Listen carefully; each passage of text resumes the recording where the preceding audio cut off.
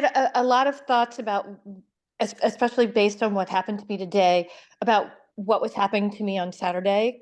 Um, but I had this really strange experience where I was in an exercise class, and all of a sudden, in my right hip, sort of where you crease, I had like this pop that went on, and it felt um, so. After some time had passed, so my I feel it when I try to take a big stride. If I do little strides, I don't feel it. But afterwards, it sometimes, like an hour later, I sort of had a burning sensation there. So then And I this is went where, like in the inguinal crease? my Like what right hip where the leg creases when you bring it up and out, sort of okay. center to outwards, more than um so the center of my leg going outward, and really in the center is where it I feel the most pain now. Okay. When the sensation happened, it was more on outward, but now the aftermath, it's directly center in that crease. So when you felt a pop like in the hip socket? Sort of like, not the socket itself, but sort of like on top. And I have had an ACL pop and had to have it replaced. So it's sort of like, oh, deja vu, what's going on here? Right. Um, eh, so here's another piece of it is I already had an appointment scheduled with the guy that's doing quote unquote light touch chiropractic. Mhm. And so he kind of touched around and he said, that is related to emotion. And he worked on my left elbow and outward towards my forearm. And that, well, he also touched my temples. My temples were extremely tender. Mhm. And after he worked on that, the temples were no longer tender. And he sort of, the way I didn't, he just said that it was related to that, and all of the, I've been working on my hips for a while, and all the tension there. And while he was working on me, I kept like, wasn't feeling pain, but I just had this automatic reaction of my leg stretching out and kind of flipping around. So, which is what happens when I am trying to release that area in my hips. My legs do that. So it felt so intuitively like there's I'm onto something, releasing something major.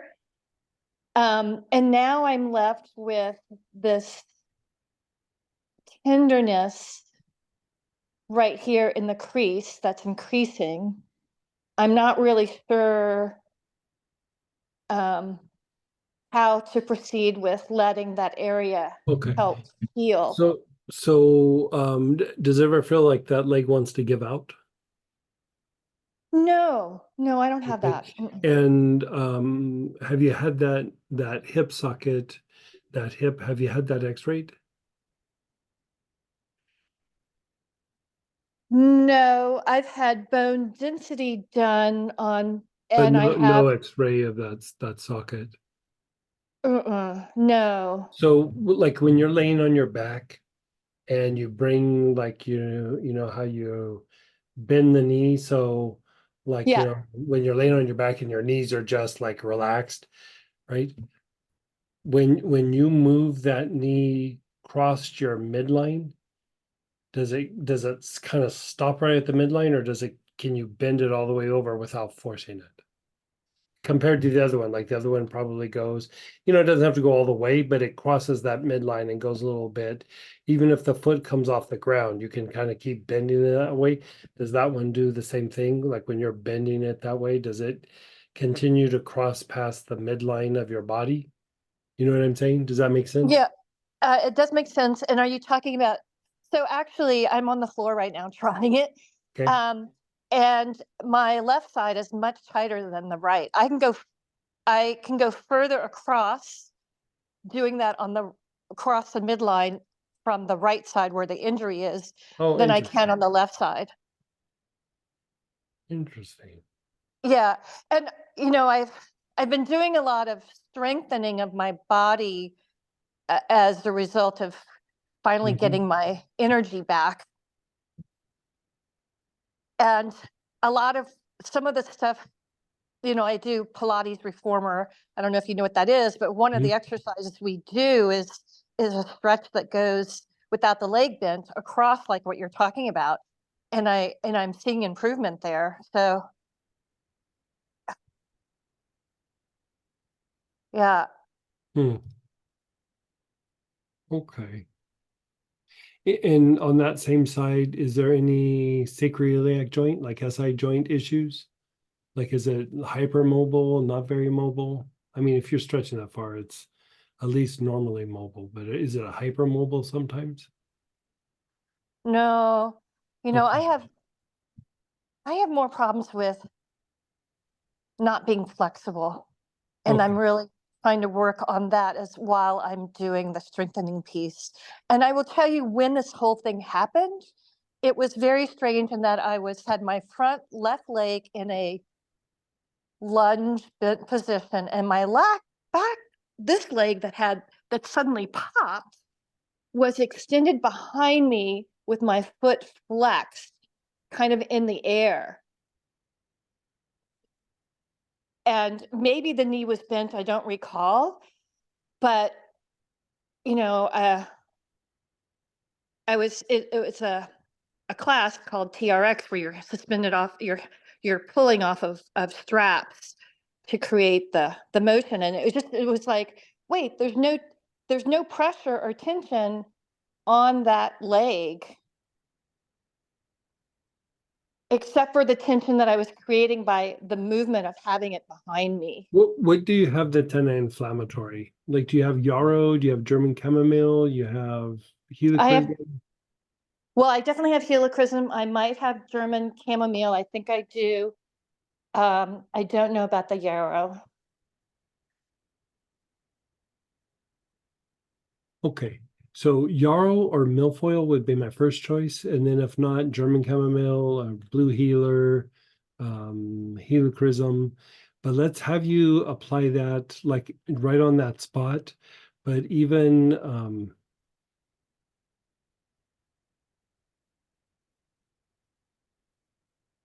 yeah, there's something going on there. I just can't quite put my finger on.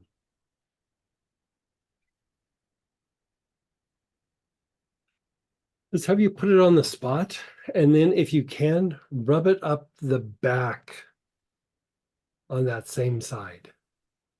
The back of my body? What do you mean by Your back? back, like your back, like Oh, your mid and lower and mid back. Just try to reach around and rub some of that on. Like there looks like there's this like fascial thing that it's like a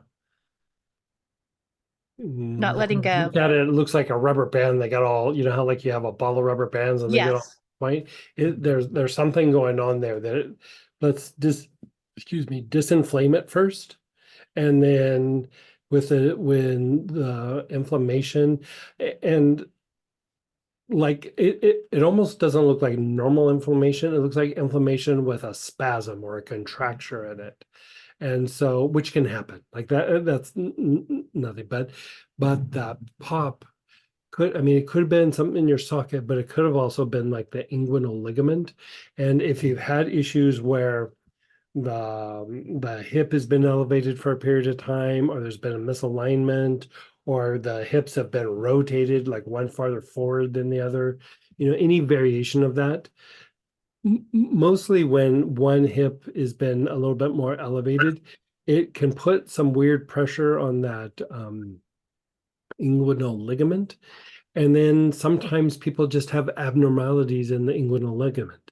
And not only is there abnormalities, but sometimes with the psoas, there's also a psoas minor. Not everybody has it, but some people, like a lot of people do.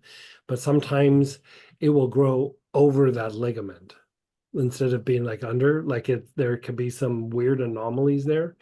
And Yes. it's hard to tell. Like, I mean, even I think um maybe sometimes you might be able to find it with an MRI, but a lot of times you just have to treat it and just start seeing what it is, because there can be anatomical abnormalities that you're dealing with there.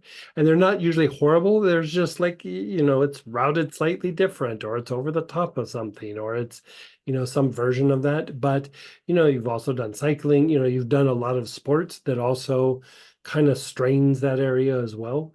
And so that pop could have been not really a tear, but like sometimes there's tension there, and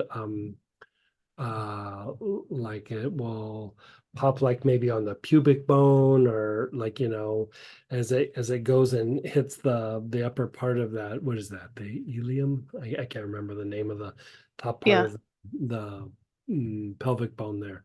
And so let's just So, disinflame it and yeah. reduce some spasms, and then see where it's at. And then within, like, say 48 hours or something, let's see where it's at. You could even throw a little ice at it, put a little Okay. ice on it. And then, even with the ice, you can check the range of motion, like, ice it for a good 5, 10, 15 minutes, and then take it off, and then just move it around, see how it is. I wouldn't push anything, like, trying to go to like how much range of motion, just like move it around, see how it feels. But like ice it and put anti-inflammatory stuff on it for like 48 hours, see where it's at. It's probably just some, you could have popped a fascial lesion. There's all kinds of things that could have happened. And I don't think any of them are anything major, but let's just make sure it stays stable, make sure that it heals and doesn't keep getting aggravated. So let's just treat it as if, so anti-inflammatory topically, a little bit of ice, give it 48 hours, and then good or bad, let me know where that's at in an email, like in about 48 hours. Okay, I appreciate that. And so, what you're saying, as you broke it down, description of possibilities, some of that resonated, especially with some of the things that he said. Mhm. So, I really like where you're going with that. And part of what I experienced with the pop, it felt like something was moving over something else. Yeah, And I'm suspecting you might have an anatomical anomaly there. Like that that's the thing. Like you take a sport like cycling, the thing is like, if you have an anatomic anomaly or some area that might be like compromised a little bit, cycling will bring that out, like whatever it is, because you're doing so much repetition in 1 minute, and then you're riding for like hours, and then you're riding so many hours in a week. And so when you have these little anomalies, this is a very common thing with cyclists and things, is you have to go through and like, okay, there's weird problem solving sometimes that you have to do in certain areas, because even though this is the anatomy, there's always variations. There's always yep. variations. And you just have to compensate a little bit for the variation. And I'm suspecting you have that psoas minor potentially grew over something. And sometimes there's actually even like a little extra little muscle that will grow over it.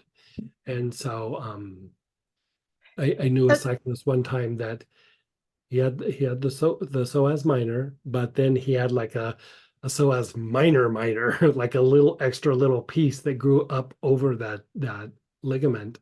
And it wasn't anything that needed big addressing, but we always had to do like little extra things for it, because of the extra piece of anatomy.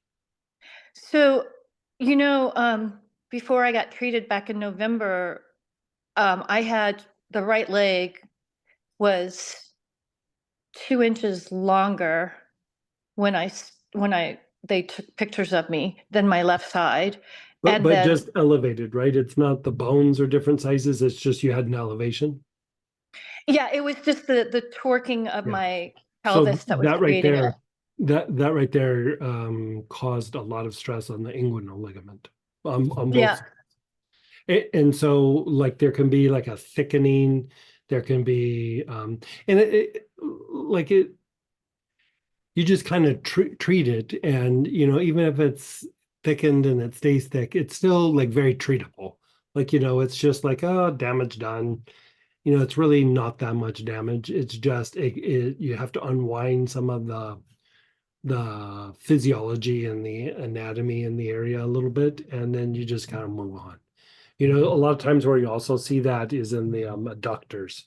Like the adductors will have tender spots on different, like if you go down both adductors, the inner thigh, I get a hurt here and then here and then here and then here and then here. Like, it's just because those adductors are compensating for the misalignment, especially when you're standing and weight bearing. And so one of the ways, even though you're not feeling it in the adductors, one of the ways is to also treat the adductors on both sides. Use something like valerian or spikenard, because or myrrh. You could use myrrh because it'll relax the muscle, but it will also start to compensate for the muscle imbalance that happened from the misalignment. And so, a lot of times we look at the quad, we look at the hamstrings, the bicep femoris, like all this, but a lot of times the thing that gets overlooked is the inner thigh, and treating the adductors and a misalignment like that. And you tweak everything, you get everything back in place, you go, everything's good, but those adductors are like, but we remember, like, we remember, they still have like the little spasms in it, and your gait and your physiology has to try to compensate for those adductors being a little bit off. Okay. And I finally stopped for the day, and I'm actually sort of sitting on the edge of a chair, and I can Mhm, feel my lower back starting to complain a little bit, mhm. which kind of is in line with what you're saying, to treat my lower and mid back. Yeah, Is that yeah, correct? yeah, Okay. yeah, yeah. And you It could be your said, psoas, it could be the erector spinae, like I'm seeing, it could even be a little bit of both. yeah. But is it hurting across or up and down? Um, it's just kind of right there in the middle. Yeah. It's hard for me But yeah, to try doing what we're talking about. Like I think this could alleviate some of it. Yeah. That's great. And so Yeah. you had said, first choice was Yarrow, then the milfoil. Mhm. Those were the 2 first choices? And the reason why, excuse me, the helichrysum is antispasmodic, German chamomile is antispasmodic, yarrow and milfoil are very anti-inflammatory, and for anti-inflammatory oils, they're very antispasmodic. There's other things that are antispasmodic, but you're getting the anti-inflammatory and antispasmodic kind of combination. And sometimes when things go into with inflammation, it causes usually the anything that's an extensor, like that extends, like if I'm doing this, I'm extending the joint. This I'm flexing the joint, right? So like when there's inflammation, the extensors lose tone almost immediately. So what happens then is the flexor goes into like a spasm because they balance each other. So if the extensor loses tone, the flexor increases tone. And Got it. so, like here, you're trying to reduce inflammation, and you're trying to reduce some of that spasm that's in the thing that's contracting, because it's contracting because of inflammation and the effect on the extensor. Does that make Okay. sense? Yeah. Yes, it And it's does. A not just lot of flexors and extensors, like there's rotators and all kinds of stuff. Yep. You're trying to take the spasm out of the the thing that's being impacted by the inflammation. So, does this mean I shouldn't even, what kind of exercise, like, this is the biggest frustration for me, is, like, I'm just starting to get on my way when this happens, and this is a good thing because from what you're describing, something needed a correction, and this is all a part of it. So what trying to ask is like, do I need to totally avoid lower, like, walking? I would probably not do anything super extreme, Okay, like how like you or like I would still say like walking, gentle stretching, some okay, Pilates would probably still be okay as long as it's not like super crazy. But I still would look at either with the application of oils on the adductors, the use of a cold laser, somebody doing manual therapy on the adductors. Like I would do something manual on the adductors. Yeah, okay. like the adductors cause like a quiet suffering that you never know that it's the adductors until you resolve it, and then you're like, all these years, you know. I mean, there was this one person like the back, the SI joint up the back.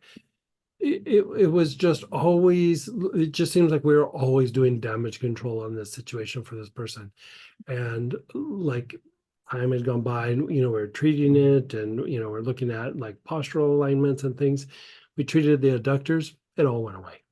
It all went away. It was an imbalance in the adductors. And then it was just everything above it, it was just throwing out of whack. Okay.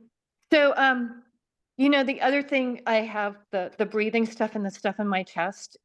And as I'm dissolving these uh, things in my myofascial, it just all of that fight or flight stuff is I'm constantly moving it out of my body and dealing with it like constantly. Sometimes it's all during the day. Sometimes I wake up with it, and so.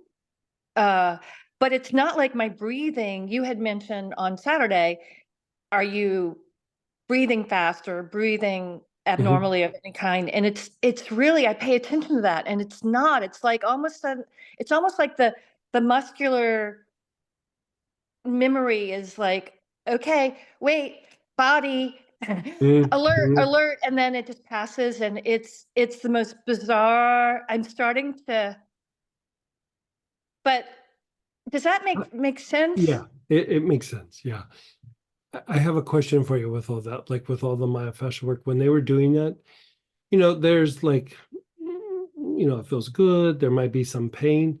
Was there a lot of burning when, not sharp pain, but like when they were getting in and doing the fascial work, was there a lot of burning sensation when they were doing it? You're talking about back in November or now when they work on me? Either, No. In fact, now there's no pain at all. Like, oh, but when not he was pain, working on like my burning, like when you get on an area, it like kind of burns and then it lets go. And it's not like nerve pain or like a cramp. It feels like a burning sensation and then it passes. don't remember from November, it's a blur. Okay. Um, and now but I will tell you what else is happening though, now that you mentioned burning, is I keep getting a burning sensation in my abdomen on the left side. It started out just below my ribs and it's moved inward and it comes and goes. And it feels like muscle, or does it feel down in the organs? It feels very superficial. It doesn't Yeah. feel like in the See, organs. I think that's part of what I'm seeing. And the part of the thing, whenever you feel like burning in the muscle, or like when the muscle's being manipulated, is you're hitting pockets of lactic acid. And Oh. the lactic acid is also tied to fight flight. Like it's part of the fight flight mechanism. And so, like, it could keep the body in fight flight, or like when you're releasing it, it's just not allowing the body to go as deep into rest and repair. And so I would even take something like castor oil, like something sticky, like liquid but sticky, and then take your fingers and just like down in the ribs and just kind of go from top to bottom, and then like just do a real slow, like how you do the fascial thing where you just go, but real slow, or do compress, hold for 10 seconds, and then go a little bit lower and compress, hold for 10 seconds. Either way, you want to break up that lactic acid. And when you compress, don't slide on the skin, but try like moving the skin and the Yes. tissue around as much as you can, like you do with your fascial stuff. And that will break up the lactic acid. The lactic acid, it's not allowing for like blood and lymph to move in that area. And it triggers like fight flight stuff. And so it can make the body very rigid. It can make the body really like not flexible. I mean, it can do all kinds of weird things. And so, again, it comes from postural misalignment. It comes from overuse. It comes from all kinds of things, like twists in the body. But you want to kind of unwind that so it just keeps deepening that effect. And so, still treat what we're treating, but I'd treat that because kind of what's happening is you have the left side doing that and then you're right back. So that means that there was probably a little bit of a pelvic, one was a little far forward and one was a little bit back. Like you had a little bit of, I can't remember what they call that, but it just causes this like kind of tweak on the torso. Like it does it down in the legs too, but uh it can happen for all kinds of reasons. Sometimes people are born and they're just out of alignment, but it can happen with accidents. It can happen for all kinds of reasons. But that's probably what I'm seeing as the tangle. Okay. Is like there's like a front side on this side, back side on this side. Like, there's just like a bouncing back and forth. And the fascial work helps to unwind that, but still let's calm everything down. Let's just calm everything Yes. down. I love this. Thank you so much. You're so welcome. Keep me posted on that though. I appreciate that. Thank Yeah. you.